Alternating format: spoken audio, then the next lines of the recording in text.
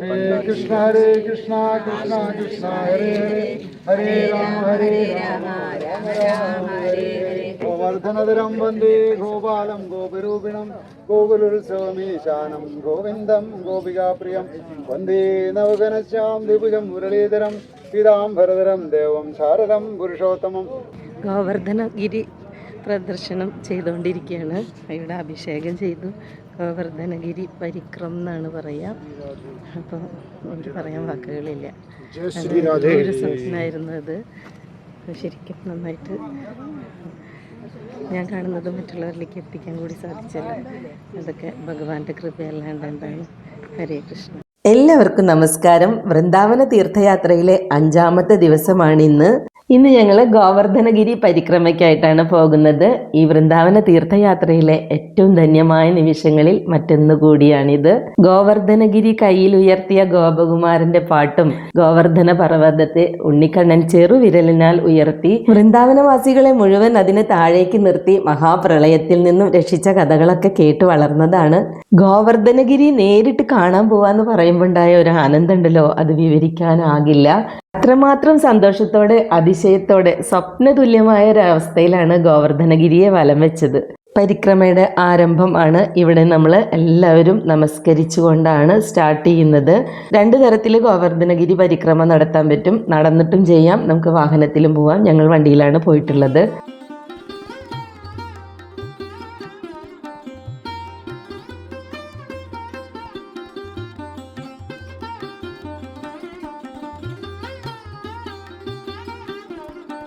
ഈ കാണുന്നത് കുസുമ സരോവറാണ്. അഷ്ടപ്രഹർ ലീലാസ് നടന്ന സ്ഥലമാണിത്. എല്ലാ ദിവസവും 24 മണിക്കൂറിനെ 8 ഭാഗിച്ചിട്ട് 8 തരത്തിലുള്ള ലീലകളാണ് ഇവിടെ നടക്കുന്നത്. രാധാറാണി ഒരു ഗോപിക കൂടിയാണല്ലോ. അപ്പൊ രാധാറാണി കണ്ണനുള്ള പ്രസാദം യശോദാമ്മയുടെ കിച്ചണിൽ ഉണ്ടാക്കി കഴിഞ്ഞിട്ട് പിന്നെ വീട്ടിൽ പോയി കുളിച്ച് സൂര്യപൂജയ്ക്കായിട്ട് പൂക്കൾ പറിക്കാൻ വരുന്ന ഇടമാണ് ഇത്. ഇവിടെയും കണ്ണൻ കുറെ ലീലകൾ ആടിയിട്ടുണ്ട്. രാധാറാണിയുടെ മുന്നിൽ തോട്ടക്കാരനായി പ്രത്യക്ഷപ്പെട്ട് ഇവിടുന്ന് പൂക്കളൊന്നും പറിക്കരുത് എന്ന് പറഞ്ഞു. അപ്പൊ അത് ചോദിക്കാൻ താങ്കൾ ആരാണെന്ന് ചോദിച്ചു. അപ്പോഴും കണ്ണന്റെ കയ്യിൽ ആ ഓടക്കുഴൽ ഒളിപ്പിച്ച് വെച്ചത് രാധാറാണി കണ്ടു. എന്തായാലും അവർക്ക് പരസ്പരം അറിയാമല്ലോ. അങ്ങനെയുള്ള കുറെ ലീലകൾ നടന്നിട്ടുള്ള സ്ഥലമാണ്. ഇപ്പോഴും ഇവിടെ കണ്ണനും രാധയും വരുന്നുണ്ടെന്നാണ് പറയുന്നത്. നമ്മുടെ ഭൗതികമായ ഈ ശരീരം കൊണ്ടോ നേത്രം കൊണ്ടൊന്നും നമുക്കത് കാണാനും മനസ്സിലാക്കാനും പറ്റില്ല. പക്ഷെ അവിടെ എത്തിയത് മഹാഭാഗ്യം തന്നെയാണ്. സൂര്യപൂജയ്ക്കായി രാധാറാണി നിത്യേന പൂക്കൾ പറിക്കാൻ വരുന്ന സ്ഥലമായതുകൊണ്ടാണ് ഇതിനെ കുസുമ സരോവർ എന്ന പേര് വന്നിട്ടുള്ളത്. കുലസ്ത്യമുനി കൈകളിൽ എടുത്തുകൊണ്ടു പോവുകയായിരുന്ന ഗോവർദ്ധനഗിരി പണ്ട് ഈ വൃന്ദാവനത്തിൽ ഇറങ്ങാനായിട്ട് ഒരു സൂത്രം കാണിച്ചിട്ടുണ്ട്. ഭഗവാൻ ശ്രീകൃഷ്ണന്റെ വൃന്ദാവനത്തിൽ കൃഷ്ണലീലകൾ കണ്ട് ആസ്വദിച്ചിരിക്കാൻ മോഹിച്ച് ഇവിടെ വസിച്ച ഗോവർദ്ധനഗിരിയുടെ കഥകൾ എല്ലാവർക്കും അറിയാമായിരിക്കും അല്ലേ. അതും കൃഷ്ണാവതാരത്തിന് എത്രയോ വർഷങ്ങൾ മുമ്പാണ് ഗോവർദ്ധനഗിരി ഇവിടെ കൃഷ്ണനെ കാത്തിരുന്നത്.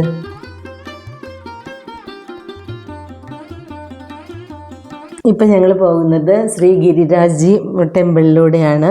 ഇവിടെയാണ് മാനസി ഗംഗയുള്ളത്. ഭഗവാന്റെ ജനന സമയത്ത് നന്ദഗോപർക്കും യശോദാമയ്ക്കും അത്യാവശ്യം പ്രായമായിട്ടുണ്ടായിരുന്നു. അപ്പൊ അവർക്ക് ഗംഗാസ്നാനം ചെയ്യണമെന്നും അതുപോലെ പുണ്യതീർത്ഥങ്ങളിലൊക്കെ പോകണം എന്നൊക്കെ ആഗ്രഹം ഉണ്ടായിരുന്നു. അപ്പൊ പ്രായമായ മാതാപിതാക്കളെ അങ്ങോട്ടൊന്നും വിടാൻ കണ്ണൻ തയ്യാറായില്ല. അപ്പൊ കണ്ണൻ പറഞ്ഞു, ഗംഗയോട് ഞാൻ അപേക്ഷിക്കാം ഇങ്ങോട്ട് വരാനായിട്ട്. അങ്ങനെ ഗംഗ ഭഗവാന്റെ അടുത്തേക്ക് വന്നതാണ്. അതുകൊണ്ടാണ് മനസ്സുകൊണ്ട് പ്രാർത്ഥിച്ചു വരുത്തിയത് കൊണ്ടാണ് മാനസി ഗംഗ എന്ന പേരിൽ ഈ തീർത്ഥക്കുളം അറിയപ്പെടുന്നത്. അങ്ങനെ ഞങ്ങൾ എല്ലാവരും ഗോവർദ്ധനഗിരിയുടെ തൊട്ടടുത്ത് എത്തിയിരിക്കുകയാണ്. വെള്ളം തൊട്ട് ചാലിച്ചാൽ ചന്ദനമാകുന്ന ആ മണ്ണിലൂടെ ചവിട്ടി നടക്കാൻ ഏത് ജന്മപുണ്യം കൊണ്ടാണ് സാധിച്ചതെന്ന് അറിയുന്നില്ല.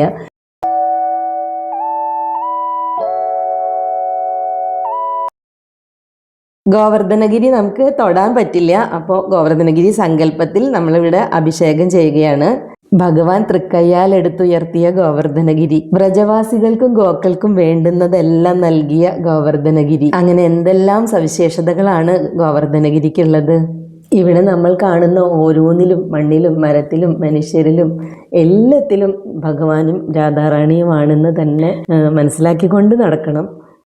ഇന്ദ്രനെ പൂജിച്ചിരുന്ന വ്രജവാസികളോട് ഗോവർദ്ധനത്തെ പൂജിക്കാനാണ് ഭഗവാൻ കൃഷ്ണൻ പറഞ്ഞത്. ഇന്ദ്രനല്ല നിങ്ങൾക്ക് മഴയൊന്നും തരുന്നത്, ഇവിടെ മഴ കുറവുള്ള സ്ഥലമാണ്, ഈ ഗോവർദ്ധനമാണ് നിങ്ങളെ സംരക്ഷിക്കുന്നത്, അതുകൊണ്ട് തീർച്ചയായും ഗോവർദ്ധനത്തെ തന്നെയാണ് പൂജിക്കേണ്ടതെന്ന് കൃഷ്ണൻ പറഞ്ഞപ്പോൾ എല്ലാവരും ഗോവർദ്ധനത്തെ പൂജിക്കാൻ തയ്യാറായി. അപ്പോൾ ഇന്ദ്രന് കോപമായി. ഇന്ദ്രൻ തൻ്റെ സർവ്വശക്തിയും എടുത്ത് ഇടിയും മഴയും ഒക്കെ നിർത്താതെ പെയ്യിച്ചു. 7 ദിവസത്തോളമാണ് നിർത്താത്ത മഴയിൽ ഇവിടെ പ്രളയമായി. അങ്ങനെ എല്ലാവരും വ്രജവാസികൾ എല്ലാം ഭയന്നു.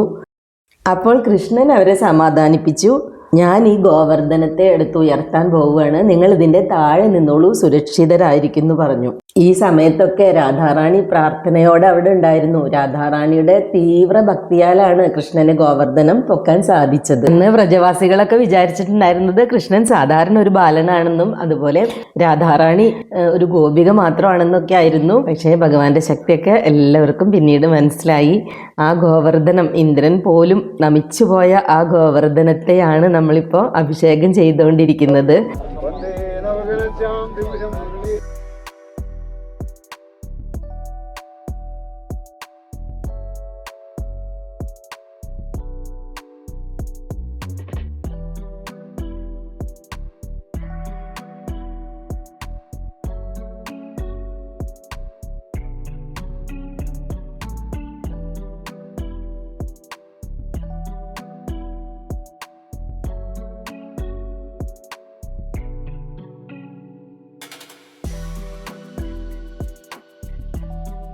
ഇവിടെ നമുക്ക് ഒരുപാട് കുളങ്ങൾ കാണാൻ പറ്റും. ഓരോന്നിനും അതിൻ്റെതായ പ്രത്യേകതകളുണ്ട്. പഞ്ചാമൃത കുണ്ട്, ഗോവിന്ദ കുണ്ട് എന്നൊക്കെ പറഞ്ഞിട്ടുള്ള അവിടെയൊക്കെ ഞങ്ങൾ പോയിട്ടുണ്ടായിരുന്നു.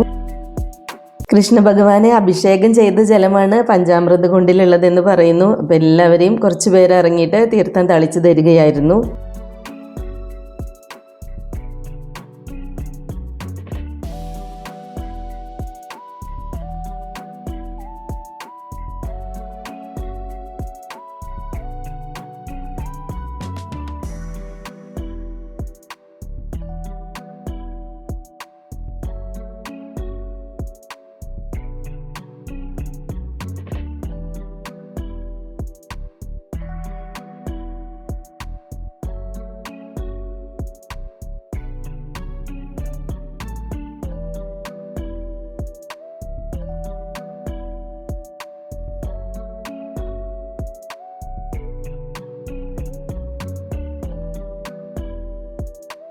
നന്ദഗോപരുടെ കൊട്ടാരമൊക്കെ കാണിച്ചിട്ടുള്ള മുന്നത്തെ വീഡിയോയിൽ നമ്മൾ ഉദ്ധവരെ കുറിച്ച് പറഞ്ഞിട്ടുണ്ടായിരുന്നു അല്ലേ. ഭഗവാന്റെ ഉറ്റ സുഹൃത്തായ ഉദ്ധവരുടെ വിചാരം ഉദ്ധവർക്കാണ് ഭഗവാനെ കുറിച്ച് എല്ലാം അറിയാം, ഉദ്ധവരുടെ ഭക്തിയാണ് ഏറ്റവും ശ്രേഷ്ഠമായത് എന്നെല്ലാമായിരുന്നു. ആ ധാരണയെ ഒന്ന് മാറ്റാൻ വേണ്ടി ഒരു ലെറ്ററുമായിട്ട് ഉദ്ധവരെ ഭഗവാൻ വൃന്ദാവനത്തിലേക്ക് അയക്കുന്നുണ്ട്. വൃന്ദാവനത്തിലെത്തിയ ഉദ്ധവർ കാണുന്നത് അവിടെ ഇവിടെയായിട്ട് നിറയെ നീർച്ചാലുകളാണ്. അവസാനം ഉദ്ധവർക്ക് മനസ്സിലാവുകയാണ് ഇത് കേവലം നീർച്ചാലുകളല്ല, ഇതിവിടുത്തെ ഗോപിഗോപന്മാരുടെ കണ്ണുനീരാണ്. ഭഗവാന്റെ വിരഹ ദുഃഖത്താൽ അവർ കരഞ്ഞുകൊണ്ടിരിക്കുകയാണ്. ഭഗവാനുള്ളപ്പോൾ ഭഗവാനെ ഒരു നിമിഷം കാണാതിരിക്കാൻ പറ്റാതെ കൺപീലികൾ പോലും വേണ്ടാന്ന് വെച്ചവരാണ് ഈ ഗോപിഗോപന്മാർ. അപ്പം തൻ്റെ ഒന്നുമല്ല, ഇവരാണ് ഏറ്റവും ശ്രേഷ്ഠമായ ഭക്തിയുള്ളത് ഇവർക്കാണെന്ന് മനസ്സിലാക്കിക്കൊണ്ട് ഉദ്ധവർ അവിടെ തന്നെ വസിക്കുകയാണ്. ഭഗവാൻ പിന്നീട് വൃന്ദാവനത്തിലേക്ക് വരുന്നില്ല.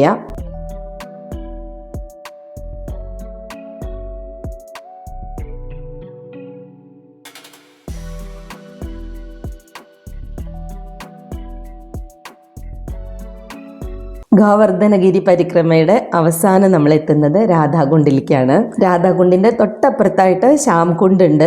ഇതിലെ ജലം തലയിൽ വീണാൽ തന്നെ അവർക്ക് പുനർജന്മം ഇല്ല എന്നാണ് വിശ്വാസം. ബ്രഹ്മാണ്ടങ്ങളിലും വെച്ച് അതിശ്രേഷ്ഠമായ ഒരു കുളമാണിത്. ഒരുപാട് അസുരന്മാരെയൊക്കെ കൊന്നു കഴിഞ്ഞപ്പോൾ ഭഗവാൻ തന്നെ അശുദ്ധമായി. രാധാറാണി പറഞ്ഞു ഇനി 7 നദികളിൽ കുളിച്ചിട്ട് ഇങ്ങോട്ട് വന്നാൽ മതിയെന്ന്. അന്നേരം ഭഗവാൻ 7 നദികളിലൊന്നും പോവാൻ തയ്യാറായില്ല. ഓടക്കുഴൽ കൊണ്ട് വെറുതെ മണ്ണിലൊന്ന് കുത്തി 7 നദികളും അങ്ങോട്ട് ഒഴുകി വന്നു.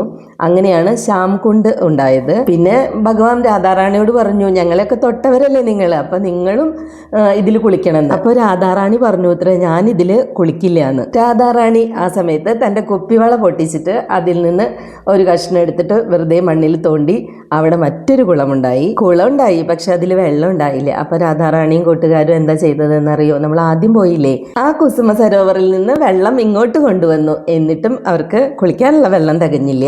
ഈ സമയത്തൊക്കെ കണ്ണനും സഖാക്കളും പറയുന്നുണ്ട് ശ്യാംകുണ്ടിൽ നിന്ന് വെള്ളം എടുത്തോളൂന്ന്. പക്ഷെ രാധാറാണി കേൾക്കുന്നില്ല. അവസാനം എല്ലാവരും കൂടി ഒരുമിച്ച് റിക്വസ്റ്റ് ചെയ്തപ്പോൾ രാധാറാണി സമ്മതിച്ചു. അങ്ങനെ ശ്യാംകുണ്ടിലെ വെള്ളം കൂടി ഇങ്ങോട്ട് വന്നു.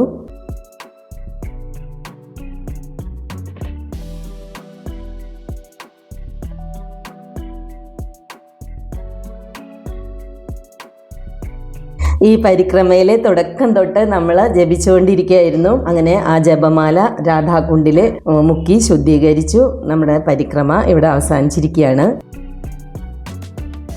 വൃന്ദാവന വിശേഷങ്ങൾ ഇനിയും ഏറെ പറയാനുണ്ട്. അപ്പോൾ വീഡിയോ കാണുന്ന എല്ലാവരോടും ഒരുപാട് സ്നേഹത്തോടെ നന്ദി, നമസ്കാരം.